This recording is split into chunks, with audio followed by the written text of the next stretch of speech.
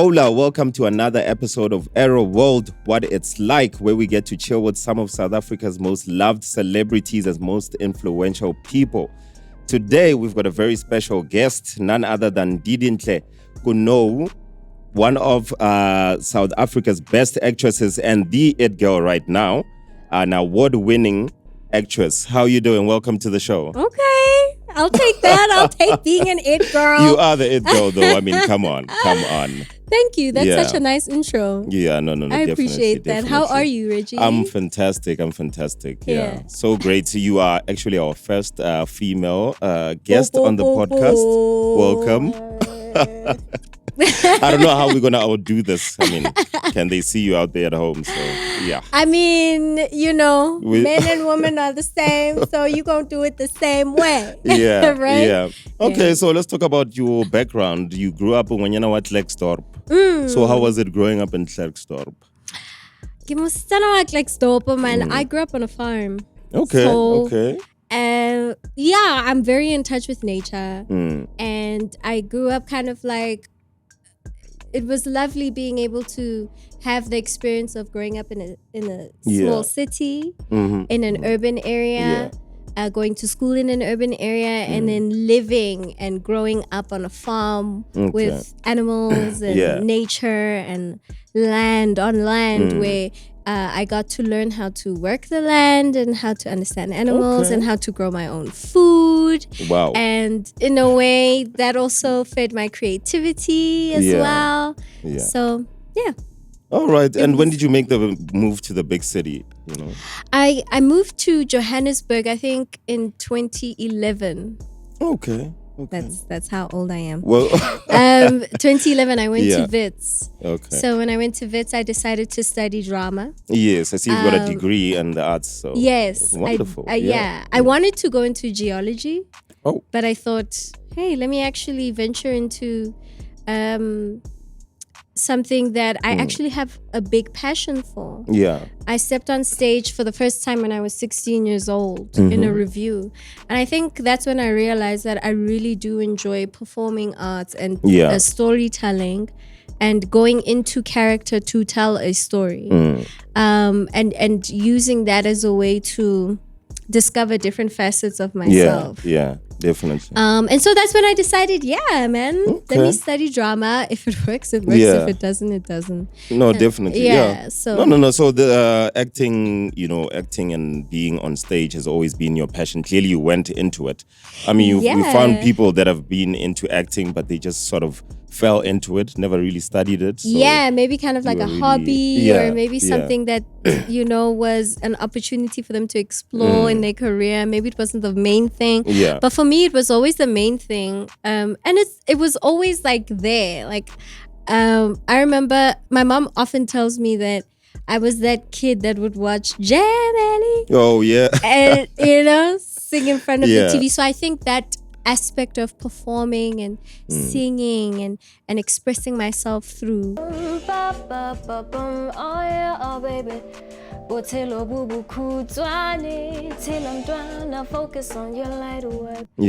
singing and dancing and acting has definitely always been and you're such there. a wonderful singer as well. Thank you. I think a lot of people don't know that out there. Thank you. Might we see a song out there soon, a single nyana, I album? used to make music in my varsity years. Like I had a band and we would go around parts of Joburg, West Dean, Braamfontein, Pretoria. We even went to Klerksdorp at some point and we would like perform songs that I used to compose and sing. And I stopped that, but who knows? Maybe I could do it again. Definitely. No, you should. Yeah. You cannot hide that beautiful voice of yours. Do you have like a creative outlet that you have that maybe you do out, for yourself? For myself? Wow. Yeah. I would say dancing. I'm a dancer. But it's you do it indoors. The dancing is not as great as you're singing. So you see how you feel about dancing. I feel like with the music, it's like I write songs and I make songs personal. They're very much like a self-expression, personal thing. And how they link to my work is I am a musical theater performer as well. So my breakthrough role was Celie in The Color Purple. Yeah. And most recently, people have seen me sing in Netflix's Soweto Love Story, which came out on Valentine's Day. Where I played a pop singer. So yeah, I inject it into my work as well because I enjoy it. But we'll see if Didi actually makes music. I mean, I'd love to. That would be great. So that brings me to my next question in terms of the theater and being on the TV screen. What are the actual big differences with those two, or do they? Is it almost similar, or because I mean, stage there is no cut. Let's go again. We are out there watching you. You need to go maybe with the flow. That's the biggest difference, and that on stage you have rehearsed this every single day for a month, or if it's a bigger production for 3 months or so. So by the time you're on stage, yes, you deal with the spontaneous and live energy of an audience sitting right in front of you. So, there's no one yelling cut. If you make a mistake, you kind of have to improvise yourself and kind of like work your way out of the mistake. But generally, when you get on stage, you're prepared. You've rehearsed a lot. With screen, it's the same. You rehearse at home. You rehearse with your cast members. But the rehearsal time is a lot shorter. And you do have the opportunity for someone to be like, cut! Yeah, like we just did earlier. Like we like we just did earlier. Thank God for cameras, right? So I guess those are the main differences between performing for stage and performing for film. And another big difference is that for stage, your performance changes every single night. It could be a different performance every time you perform it on stage. You could bring a certain tone and feeling that is different from what you did on the opening night, right? But with screen, once it's taken to post and it's edited together and it's a product and it's now on Netflix or Amazon or Showmax or whatever, or SABC, it's there and it lives that way forever. So it's frozen in that state forever. Stays the same. So that's another difference between screen and stage. Screen isn't the actor's medium. I would say it's like the editors and the director's medium. What do you enjoy more though? I enjoy both. I like both because I like expressing. I like playing with different forms of self-expression through acting and performance. Like I like navigating the different art forms in the different spaces. But in regards to that, like how difficult is it to actually get out of character? Because I know you guys put in a lot of work. I mean, you got an award, an Naledi Award, the prestigious Naledi Award, which is not a small deal. You take your homework, for your portrayal in The Color Purple, So how difficult is it to actually get into character and actually get out of character after all of that is done? Because I assume you get so much into character that sometimes you actually find yourself still in character in your personal life. You're at home. Yeah.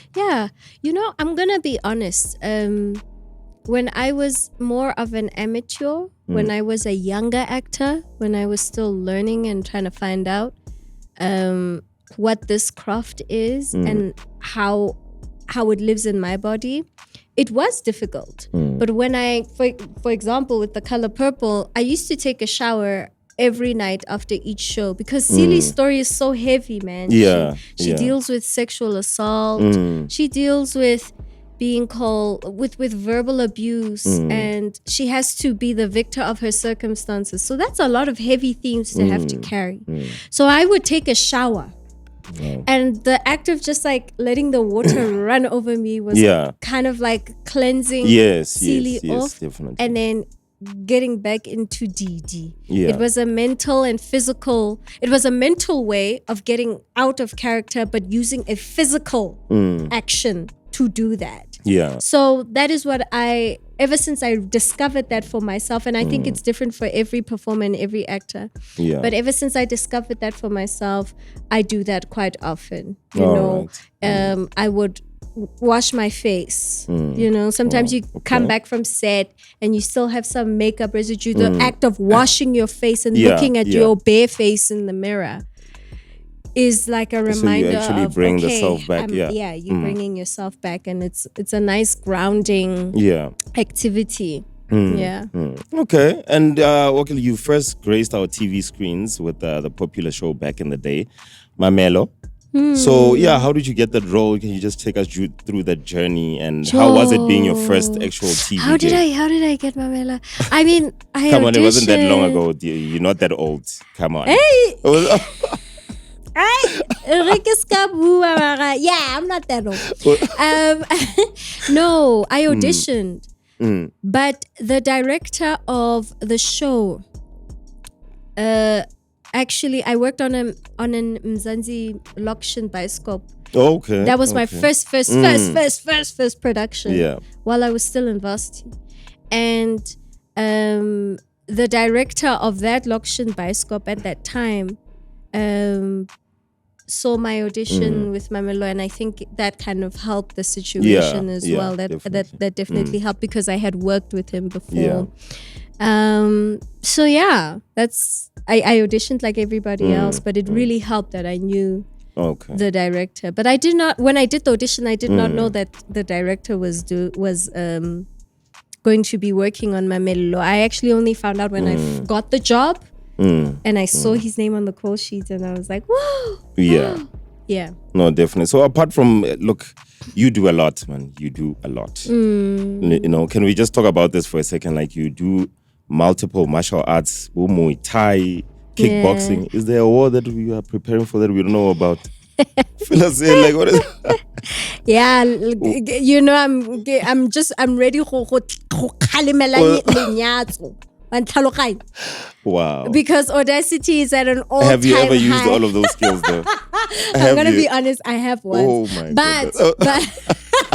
But I stopped because I just had to manage going from one production to another. Yeah. So I need to actually go back to Muay Thai. But it's a really good skill to learn in terms of self-discipline. Yeah, true. And also understanding your body and your kinosphere. So your a kinosphere is the space around your body. Okay. So learning a skill like Muay Thai actually helps you navigate your body. It helps you become rooted and grounded in your body. It teaches you self-defense, which I think for men and women in our context in South Africa, we all need to learn how to defend ourselves. And it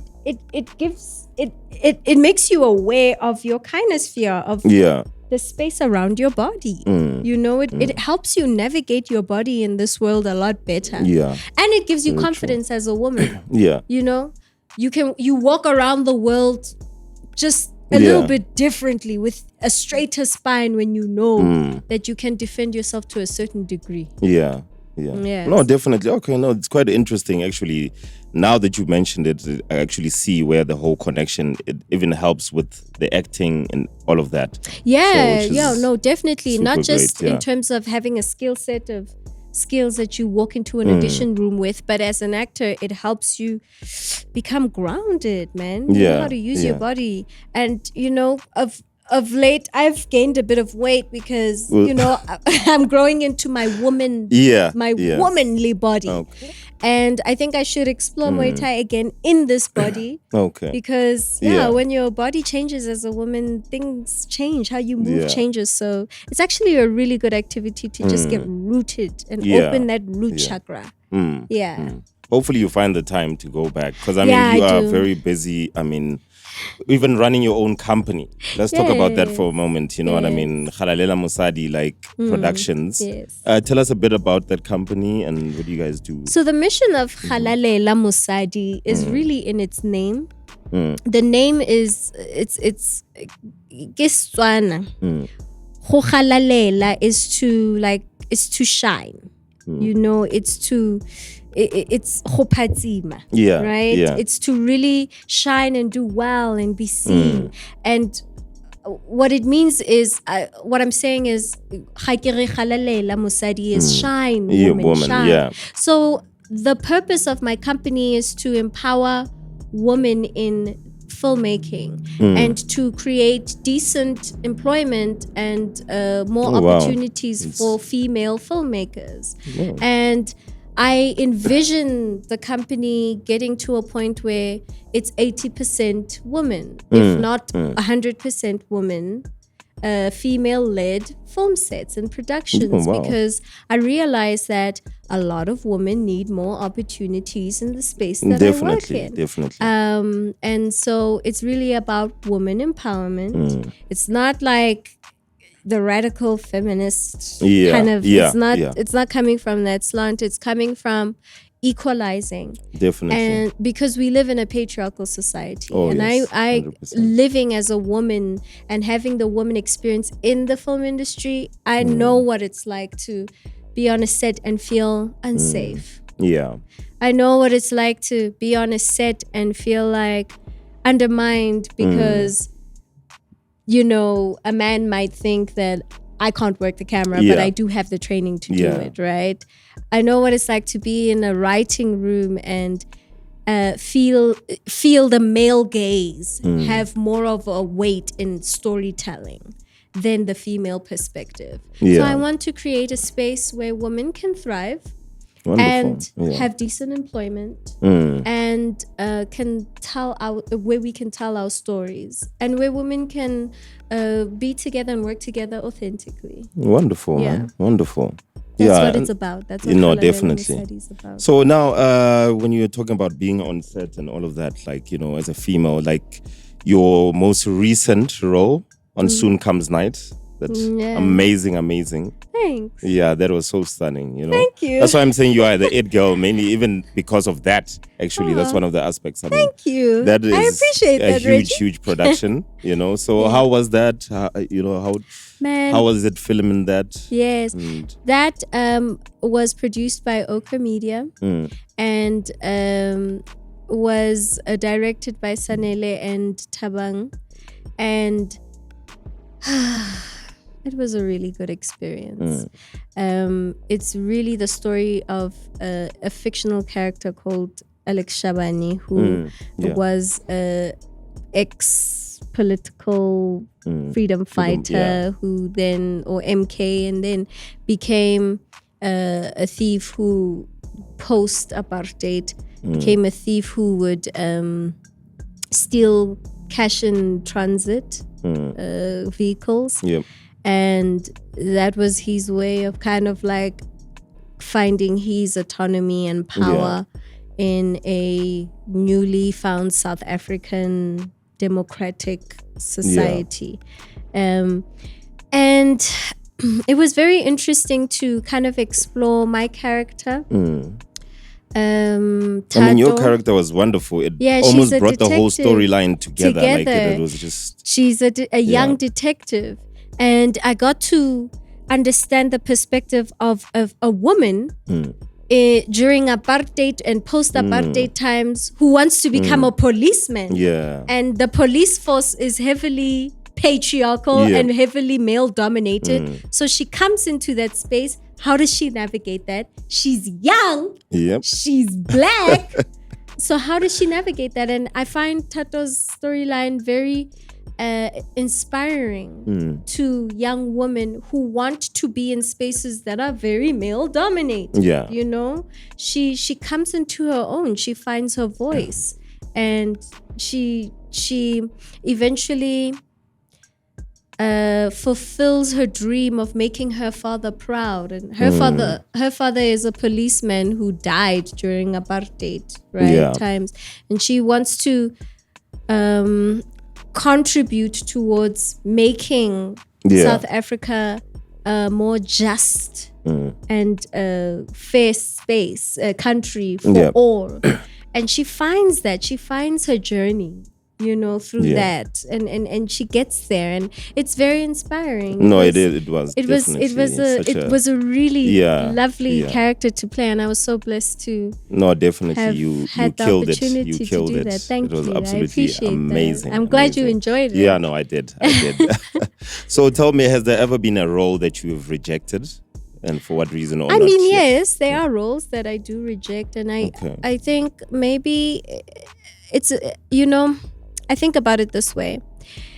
When you have a goal and a purpose that you want to fulfill with whatever it is that you want to do, you will have different avenues in which you can proceed to get to that goal. Yeah. So you wanna take the road that will get you to that goal in a way that is beneficial for your purpose, and that is in alignment with your goals and your dreams and who you are. Definitely. So there are just some characters and some roles that I cannot play because there is a certain place that I want to see my career. Okay. Right? Okay. And 100%, by playing a certain character, it kind of deflates or takes away from what I'm trying to achieve. So that would be the basis of why I would maybe let a character go to someone else if someone wants it to come to me. It's really just based on the fact that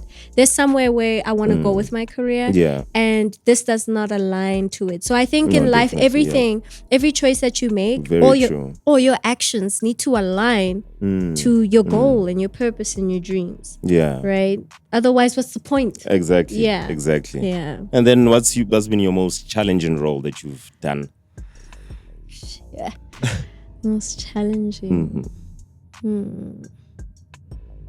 But I can see why you're thinking about that. You're so good at what you do. I don't think everything you just get in there, kill it, and you go home. You are so good for my ego. I need to hang around you every day.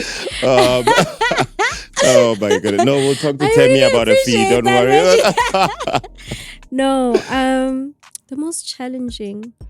I think every role is challenging in its own way because you have to kind of like, they're just, so I've been lucky to play a variety of different roles.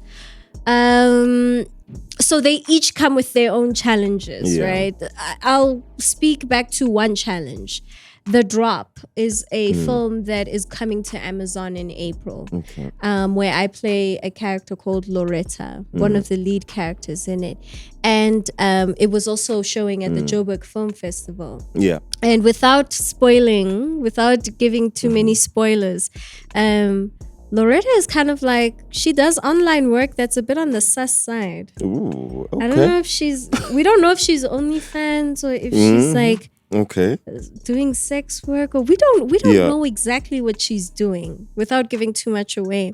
So it was very interesting having to be on set and be in my underwear. Wow. And embrace my body as it is, and do that confidently. Yeah. It made me as an actor have to tap into a certain level of vulnerability. I had to expose a certain part of myself that I've never really exposed to that degree, you know.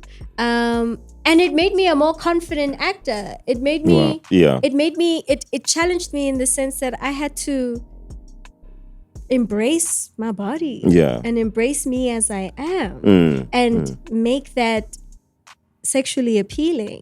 Tap into my sex appeal. You know? And I think not a lot of people can do that. Not a lot of people can jump in front of a camera and in that state, in that bare form, and be seen. Right? No, definitely. So that was a challenge. That was a real challenge, but I took it on, and I'm really proud of myself for being able to do that. That's the one thing I can think of that's really like challenging. Yeah, and already I know, as you said, even with your production company, you know, you're already out there helping young females, young aspiring actresses and everything. So what advice do you have for young upcoming actors out there? you know? I was explaining this at the Kuma Film Festival that I was attending, and I was a facilitator at that. Yeah. You just have to have a real game plan and an action plan, and you have to if you are in a community where there are not a lot of projects, or maybe you're a young actress, aspiring actress, but there are no drama classes, you need to start your own. You need to grab people who are like-minded and create your own movement. Yeah. And write the story yourself. These days, I mean, with the internet and having a smartphone, yes, definitely. I mean, that's it right there. Yeah, and that can actually help us gain a lot more exposure than it was for actors before. Back then, yeah. So use that to your advantage. Create your own content. Start your own movement. You'll never know how far it can take you.